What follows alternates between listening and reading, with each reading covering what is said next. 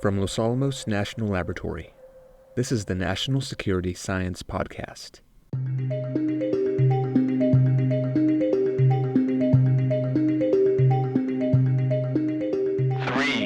2, 1. When a nuclear weapon detonates, it produces a giant fireball, and that fireball is expanding outward, and it's the high-pressure center that is driving a shockwave in air.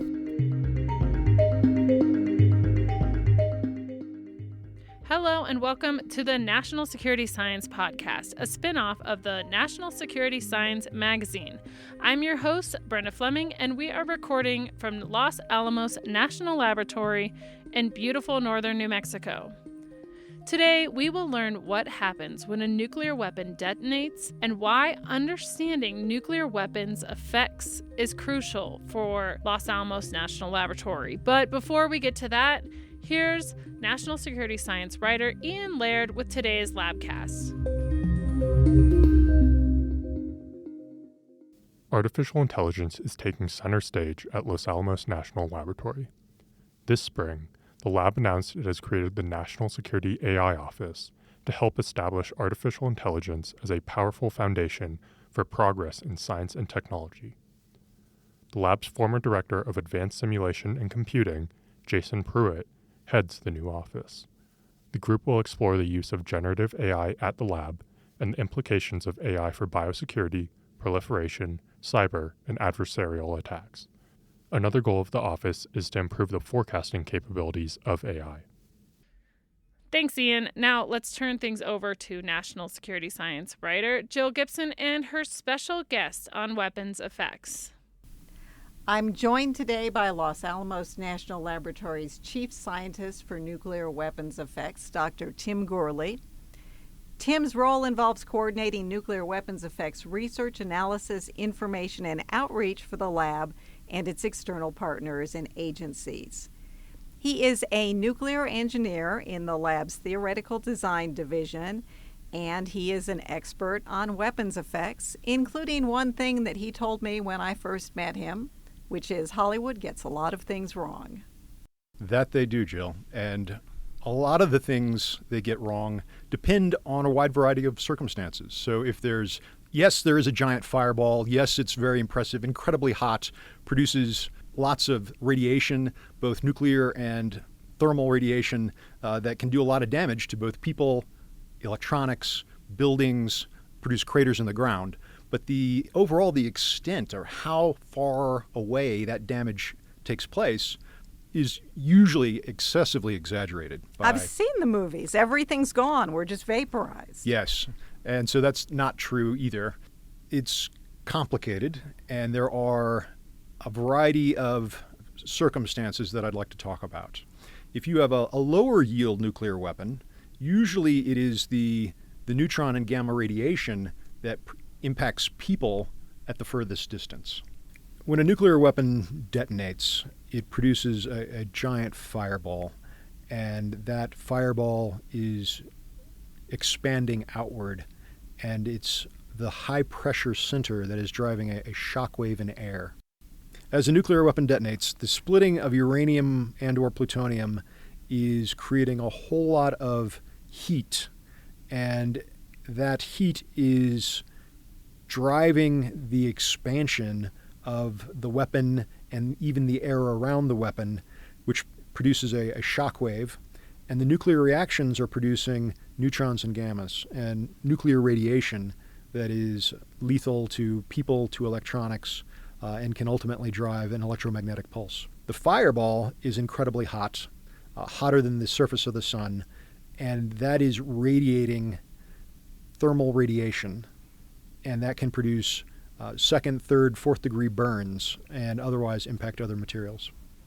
So you mentioned that the output or the outcome of a nuclear detonation is affected by a number of different things, such as the yield or explosive power of the device. How do we study it, and why do we have to study it? The 2022 Nuclear Posture Review that was released by the U.S. government describes adversaries currently who have nuclear weapons who may want to use them against us.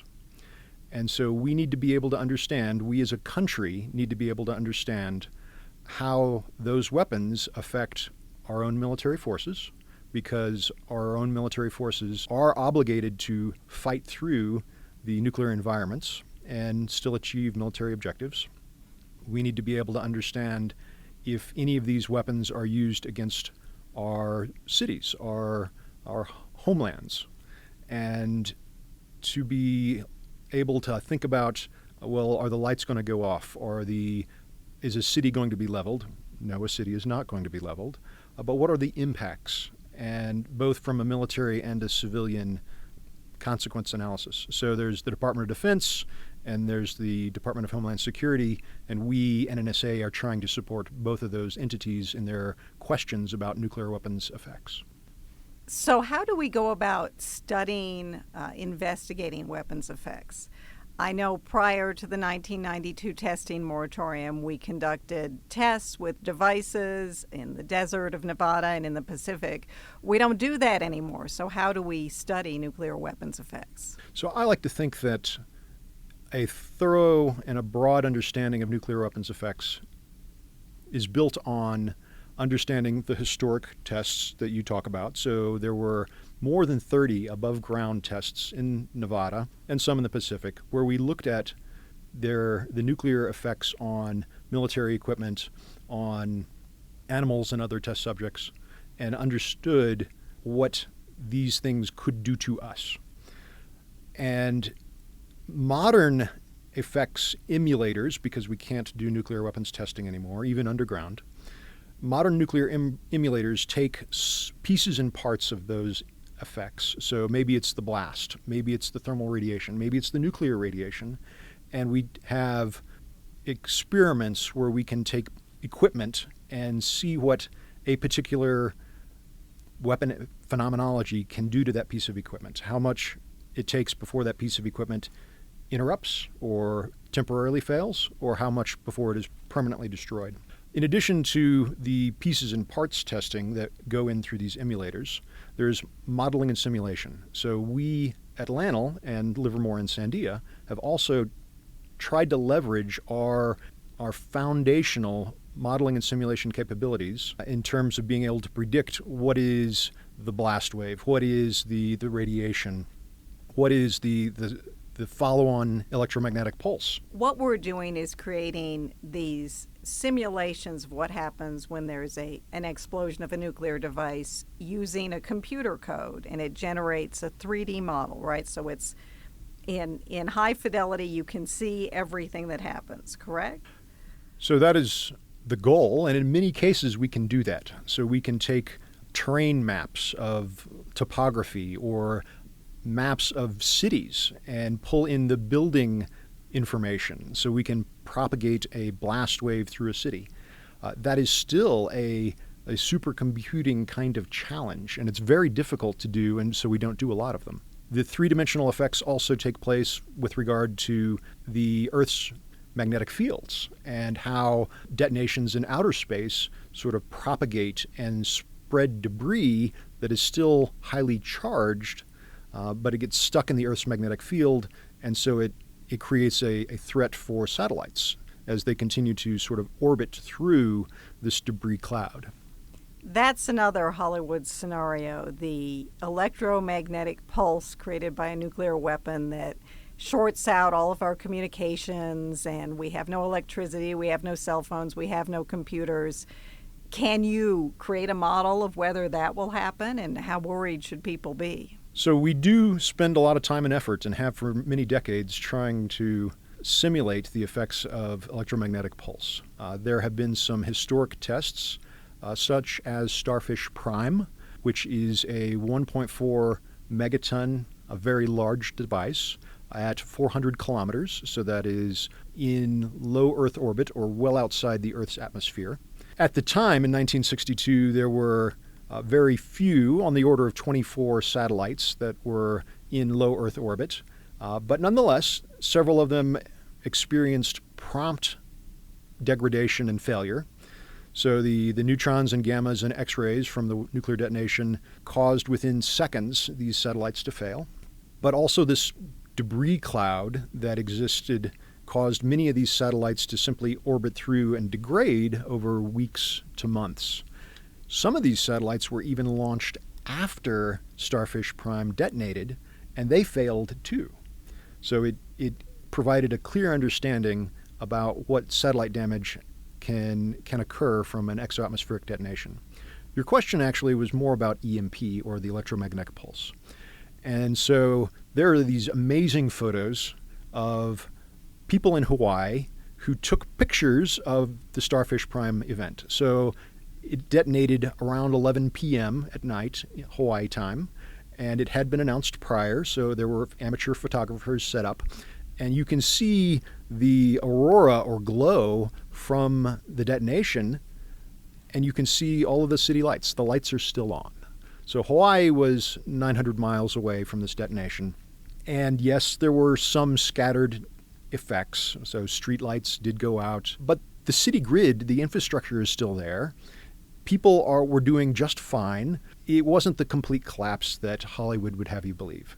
Now, on the other hand, it was 900 miles away, and effects get more intense as you go closer to the ground zero, or the point on the surface of the Earth where the detonation would be if it were sort of straight down, if you draw a line straight down. And that location in open ocean, there was no one there. There was no city there. You can't sort of make an assessment today. And it's also very hard today to understand because how the electrical grid, cars, electronics back then were very different than they are today. So it is really the role of testing these equipment, the cars, the military pieces of equipment, the communications equipment, testing all of that today in our EMP simulators to understand what would happen. So we have all the data from these tests that took place in the past, and then we feed them into the supercomputers so we get the answers we want to study nuclear weapons effects. Are there more questions? Are there areas you're still exploring? There absolutely are areas we still need to understand better. Modern cities and how they can respond in terms of infrastructure. Looking at the third order or fourth order effects. So just like if there's a hurricane that hits the East Coast, power will go down if there's a nuclear detonation in a city. And understanding how long it takes to recover electricity. What are the other kinds of damage that happen if your electricity goes down? Does your water supply also suffer consequences? Modern society is an incredibly complicated and integrated system that is very difficult to understand. One of the things that we talk about a lot at Los Alamos National Laboratory is national security and the concept of deterrence.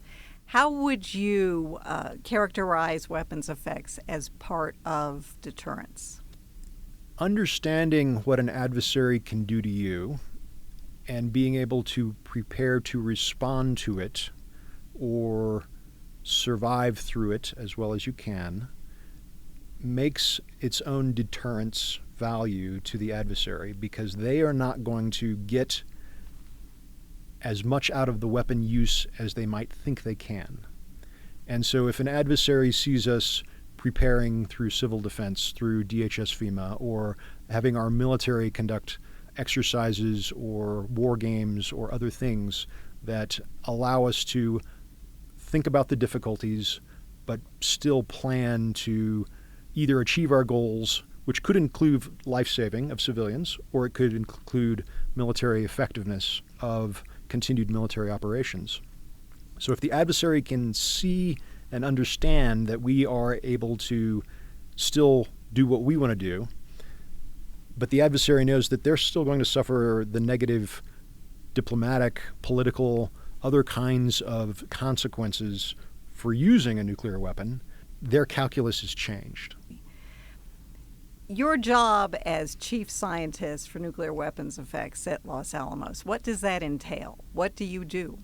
So I try to help guide and assist in the technical analyses that we do. So we do get requests from both civilian and military organizations to do particular kinds of analyses. To make sure those analyses are well-founded, they are connecting with each other, they have knowledge of prior similar kinds of analyses. I try to talk about the nuclear testing that occurred in Nevada and making sure those lessons learned are passed forward. In addition to technical analyses, I try to do capability development. So training and education for people, both at the lab but also elsewhere, and also capability development for improved modeling and simulation. Not just the high fidelity modeling and simulation, but there are other levels too. Fast running codes. There are engineering level codes that are sort of the middle ground between the two. And how can all of those be leveraged to their strengths for the technical analyses? And finally, I do engagement and outreach with other Department of Defense organizations, especially in the area of nuclear war games. So I just came from a week-long nuclear war game called Degree. It is run or sponsored by STRATCOM, the J5, the Plans and Policies Division, to help the United States and its allies understand what steps can be done to restore deterrence, to effectively stop a nuclear progression or a nuclear war and revert back to, ideally, peacetime or peace. When people think about war games, I think the average citizen pictures military guys sitting in a room arguing with each other and basically playing a game. But this is very serious planning. And I understand there are experts on all levels of intelligence and military that participate. How does your background in weapons effects feed into that? The best games that I have been to have around 200 to 300 experts in a wide variety of fields, and it involves both defense, state, as well as sometimes allies and partners. And when they get together for a war game, you also have teams of people who make it their careers to understand what our adversaries do. And they're all separated, and each challenge or starting scenario has the different people trying to think about what their individual goals are and how to best achieve them. And different games have different mechanics or logistics, but ultimately, if blue or red chooses to use a nuclear weapon, that use gets fed to a team called the adjudicators, or the judges, perhaps, is a better way to say that. And I am frequently on that team to say, no, really, it's not Hollywood, but here's what's going to happen when you use a nuke. And maybe it's a nuke in space, maybe it's a nuke in the middle of the ocean, maybe it's a nuke on a military battleground, maybe it's a nuke in a city. And it depends. And so that is why expert judgment is valuable to feed into these war games. Sometimes I'm able to sit at a computer if I have hours of time or even tens of minutes of time to run a simulation of that scenario and provide pictures of, okay, here's a fallout plume, or here's rings of effectiveness or effects and consequences. We live in a world now where we are getting all sorts of questions about nuclear weapons effects because of modern times and things going on in the world, and everybody now is very interested. And it's sad that we live in these kinds of situations and world events, but we have to address the reality of them. A lot of Americans have grown up now in a time of relative peace and have not been concerned about nuclear weapons effects the way people were during the Cold War. How has the approach to preparing for a nuclear detonation changed over the years? It's something that we may want to think about as a nation, to try to think about what kind of emergency preparedness do we need to do, or is prudent, or is at least insurance of some kind to be able to do. And the threat that we have faced as a nation has changed in the last 2 decades. So in the early 2000s, the threat was all about a terrorist use of a nuclear weapon, or perhaps an RDD, a radiological dispersal device, or a terrorist use of a dirty bomb. So you have some sort of, maybe it's radioactive, maybe it's not, but some sort of hazardous material. You use regular high explosives to blow it up and spread it around. How do we respond? So that was what DHS was mostly concerned about. But now we see that DHS has said, well, it's really state adversary use of a nuclear weapon is what the cities need to prepare for. And if you are a fire chief, an emergency responder of some kind, a mayor or a governor, there is planning that you can do to save lives, to help your communities prepare and live through or have better outcomes than just simply throwing up your hands and saying, there's a nuke, game over, there's nothing we can do. There is an important piece of the surviving a nuclear weapon detonation, which is how to survive the fires. So the thermal pulse, the thermal radiation will ignite a lot of material. Sometimes the blast wave will blow out those fires. But later afterwards, there can be a large fire in an urban environment, or even the vegetation can catch on fire. In my 25 years here, there have been 2 large-scale fire events that have led to emergency evacuations of LANL staff and the surrounding counties. Fortunately, no one has died as a result of those fires, but it has driven an intense desire to understand the causes, the spread of these large wildfires. So we are able to leverage that modeling and simulation, some of which is in conjunction with the U.S. Forestry Department, to nuclear weapons effects analyses. So LANL is such a hub of a wide variety of missions that it's very fortunate that we can use a whole lot of different pockets of expertise to further understanding for weapons effects. So we have missions here at LANL to understand nuclear weapon effects on nuclear weapons. So we can look at nuclear detonations for forensics values. So trying to figure out, in the absence of a clear missile trail or a radar signature, who did it, right? We want to know who was responsible, so the political leadership can try to exert justice of some kind.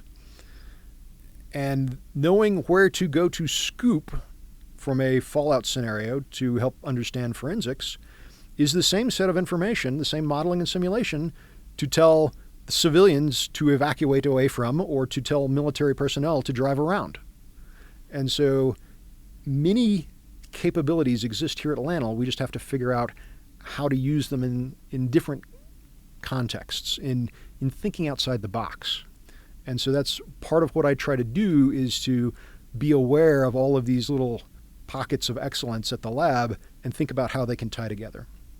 So how can all of our modeling and understanding of electrical grid outage from a hurricane, how can that be used to understand nuclear weapon detonations on the electrical grid? We also have a strong mission in nuclear weapons detonation detection. So looking at, are there signatures in space? Are there signatures on the ground? Are there signatures from underground detonations that we create the tools to understand? We create hardware. We have a strong non-proliferation mission at LANL. And so there's a whole other set of expertise in trying to leverage that to think about weapon effects.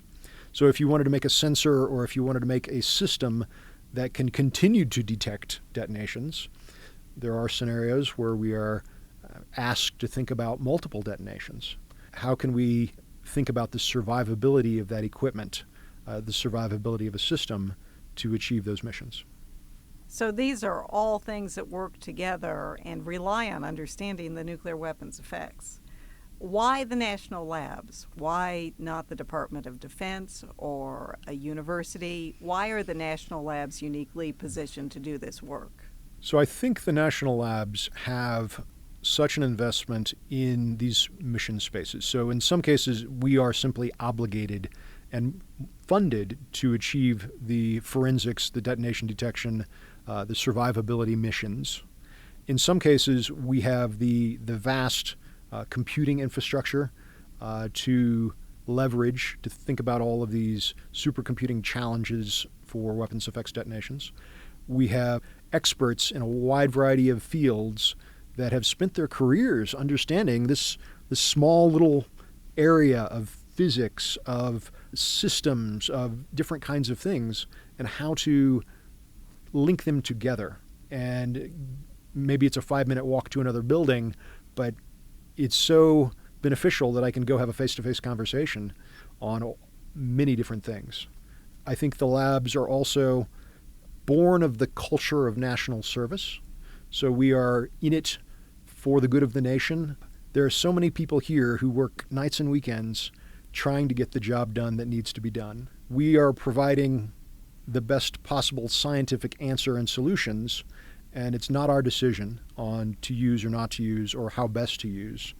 All right, that's the job of political leadership. And I think that there's important messages here in weapon effects that should get out, and that people should really be able to understand that Hollywood is not the right answer, that there are lots of important things both that the lab is doing and our partners at Livermore and Sandia, and that together we are able to help out the nation.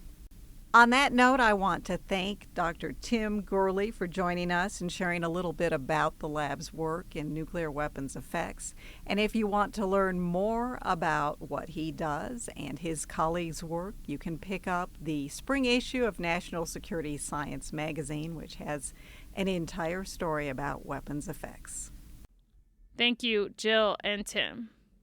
As always, before we sign off, we will leave you with our highlights from the Hill. Assembly has begun at Los Alamos on a machine that will allow scientists to use real plutonium in experiments while studying the conditions immediately before the nuclear phase of a weapon's functioning. The machine will prove instrumental in the lab's stockpile stewardship mission, which ensures the safety, security, and reliability of the nation's nuclear weapons through computational tools and engineering test facilities rather than underground testing. Although the plutonium used will never form a self-sustaining nuclear reaction, the tests performed as part of the Scorpius Advanced Sources and Detection Project will provide essential knowledge about how the key element in nuclear weapons behaves. The components being built will be the first 2 accelerator cell modules for Scorpius. When complete, Scorpius will weigh just under 2.5 million pounds and be longer than a football field. The finished machine will be located underground at the Nevada National Security Site.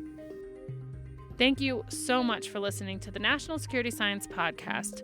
Don't forget to check out the National Security Science Magazine online at lanel.gov/magazine to learn more about how better science equals better national security. For more great stories from Los Alamos, including several other podcasts, video series, and interactive stories, visit discover.lanel.gov. That's discover.lanl.gov.